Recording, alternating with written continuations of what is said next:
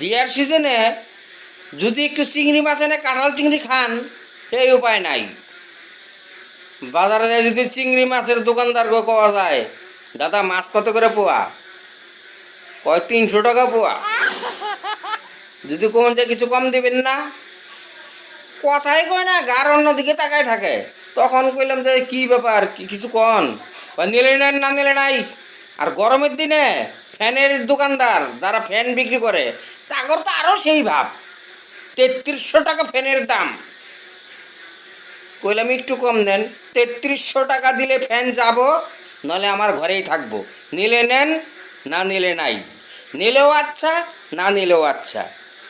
এই বিয়ের সিজনে চিংড়ি মাছের দোকানদার আর গরমের দিনে হলো ফ্যানের দোকানদার, ব্যবহার একই।